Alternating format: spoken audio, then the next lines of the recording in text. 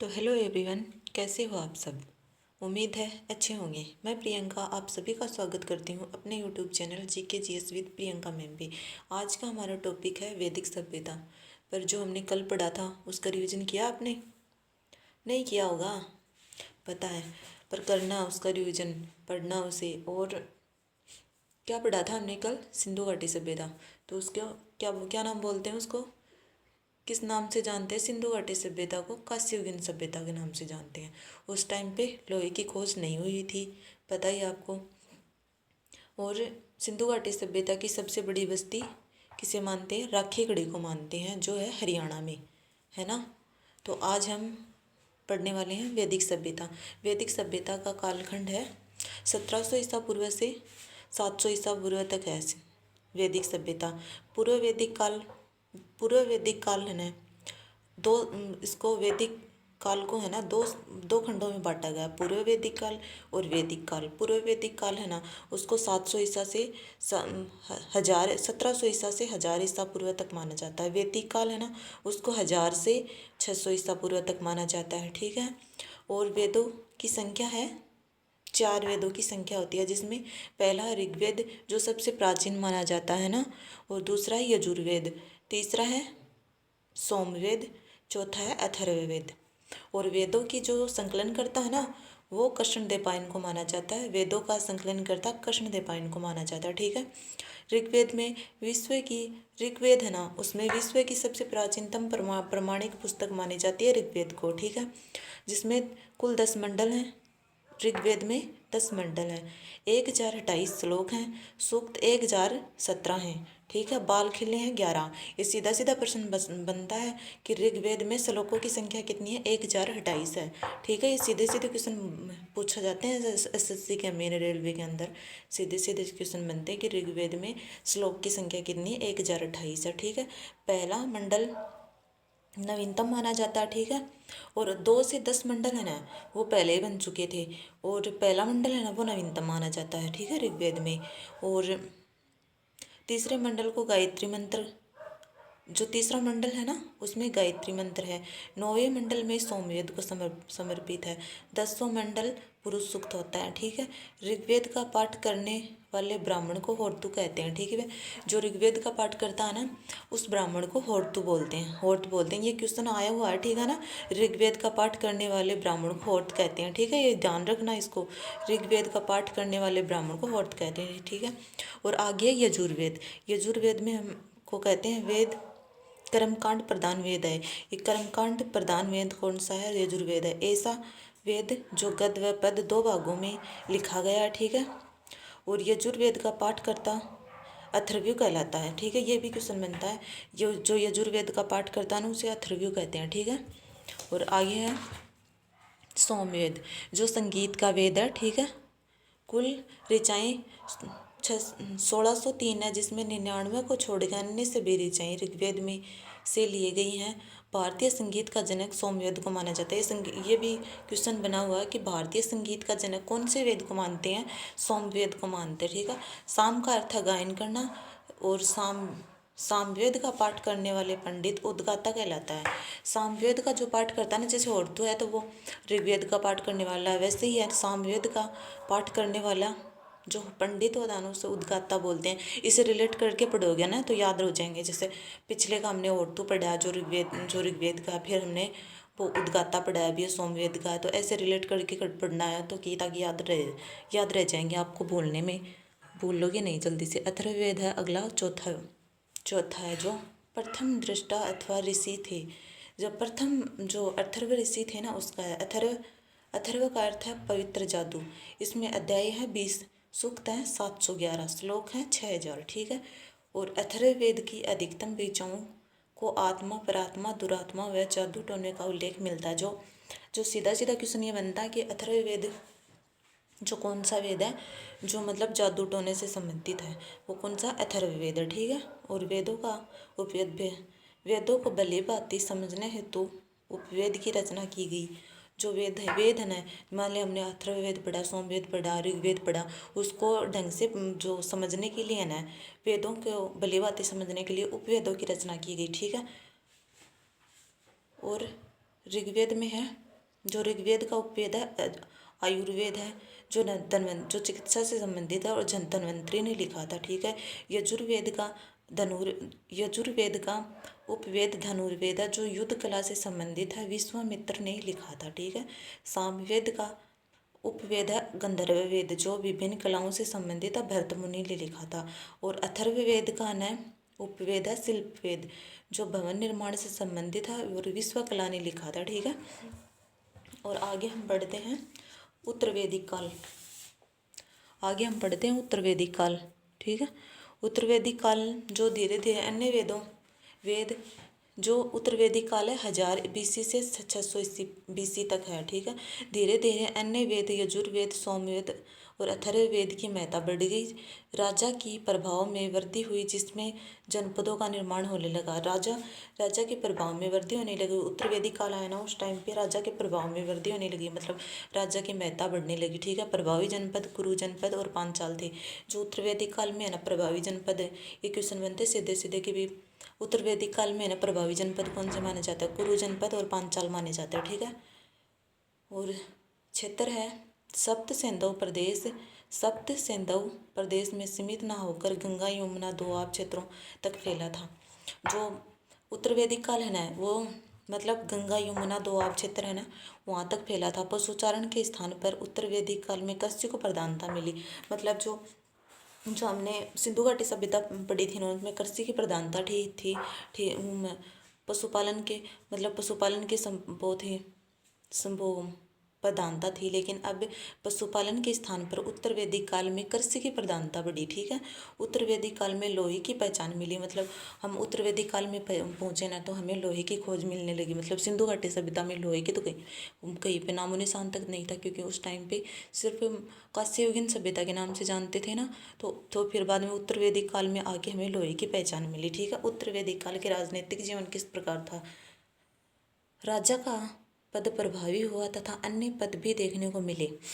उत्तर वैदिक काल में राजनीतिक जीवन में राजा का पद प्रभावी हुआ तथा अन्य पद भी देखने को मिले। पुरोहित, राजा की सलाह लेने वाला व्यक्ति, धार्मिक अनुष्ठान, जैसे पुरोहित किसे कहता था, सीधा क्वेश्चन बनता है उत्तर वैदिक काल में पुरोहित किसे जानते हैं। मतलब ये आगे स्टेटमेंट आ जाए, राजा का सलाह देने वाले व्यक्ति को पुरोहित बोलते थे। मुख्य रानी होती थी ना राजा की उत्तर वैदिक काल में, उसे महिषी बोलते थे। राजा का ज्येष्ठ पुत्र युवराज कहलाता था, ठीक है।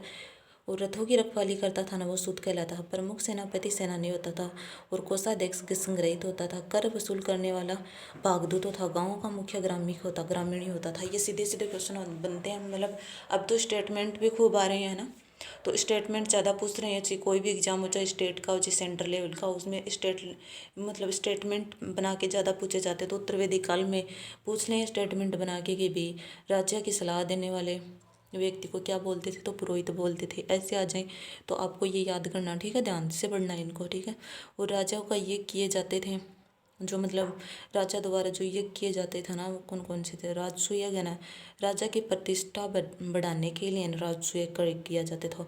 घोड़ा दौड़ होती थी वाजपेयी यज्ञ में, और अश्वमेध यज्ञ में घोड़ा छोड़ दिया जाता था। इसमें आपको ना ये स्क्रीनशॉट लेके रखना, ठीक है, और बाद में पढ़ना इसको, ठीक है।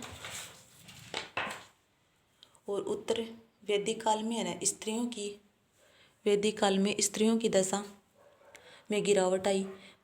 गोत्र शब्द का उल्लेख समान गोत्र में विवाह निषेध था। मनुस्मृति का अनुसार विवाह के 8 प्रकार बताए गए हैं। उत्तर वैदिक काल में ना मनुस्मृति के अनुसार विवाह के 8 प्रकार बताए गए हैं, जो इस प्रकार हैं। दहेज नहीं दिया जाएगा। दहेज नहीं दिया जाएगा मतलब ब्रह्म विवाह होता था ना, उसमें कोई भी दहेज नहीं लिया जाता था।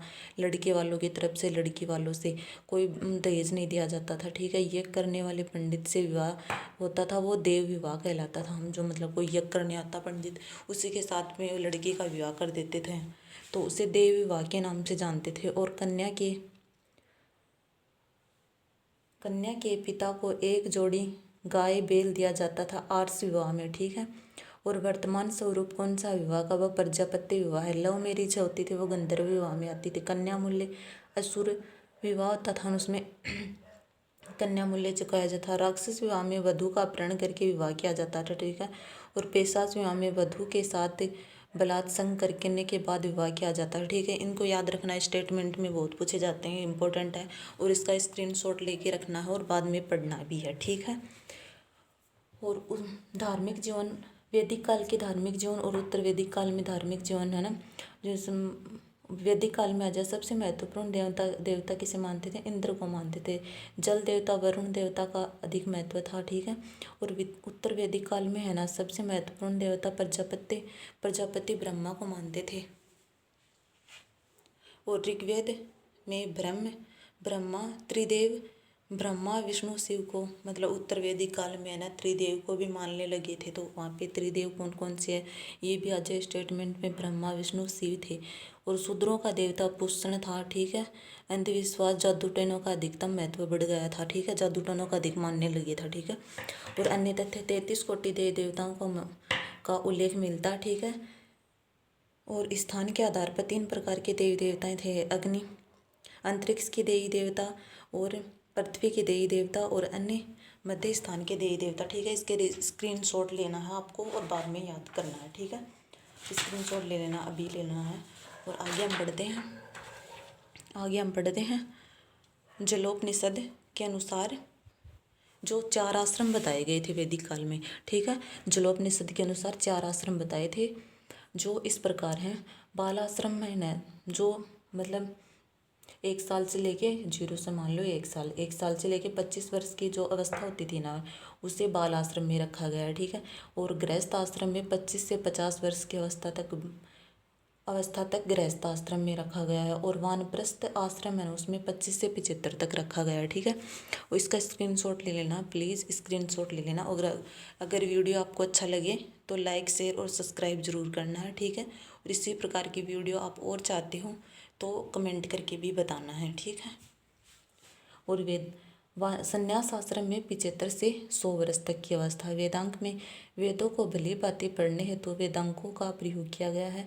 वेदांगों की संख्या 6 है। ठीक है, शिक्षा, वेदों को जानकारी, मंत्रों का उच्चारण, कल्प सूत्र के बारे में बताती है। व्याकरण भाषा की मीमांसा बताती है। छंद शास्त्र, निरुक्त भाषा विज्ञान, ज्योतिषी यज्ञ के समय विज्ञान, ग्रह विज्ञान। ठीक है, ज्योतिषी, षड दर्शनों के माध्यम से अलग अलग होते क्षेत्रों का ज्ञान प्राप्त होता है। ठीक है, और दर्शन की संख्या 6 है। जो दर्शन है और प्रवर्तक हैं, योग का प्रवर्तक होना पतंजलि है। ठीक है, न्याय का गौतम है, और वैश्विक का कणाद है, और सांख्य का कपिल मुनि है, पूर्व मीमांसा का जैमिनी है, उत्तर मीमांसा का ब्रह्मांड है।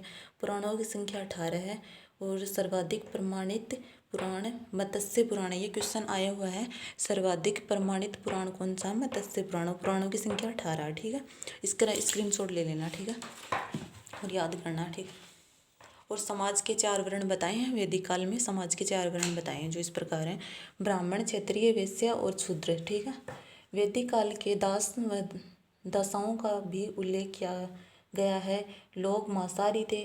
वैदिक काल में लोग मांसाहारी थे। ठीक है, नमक और मछली भी खाते थे। इनमें प्रमुख पेय पदार्थ सोमरस था। सूती और रंगीन कपड़े पहनते थे। ठीक है, और आभूषण सोना चांदी तांबे हाथी दांत का प्रयोग किए हुए पहनते थे। ठीक है, मनोरंजन के लिए घोड़ा दौड़, चौपड़, संगीत वादन व नृत्य शिकार का भी उल्लेख है। मतलब मनोरंजन के लिए क्या करते थे? घोड़ा दौड़ करते, चौपड़, संगीत वादन, शिकार का भी उल्लेख किया करते थे। ऐसी स्त्री जो जीवन भर विवाह नहीं करती थी ना वैदिक काल में, उसे अमासु कहते थे। ठीक है, और आर्यों का आर्थिक जीवन कैसा था?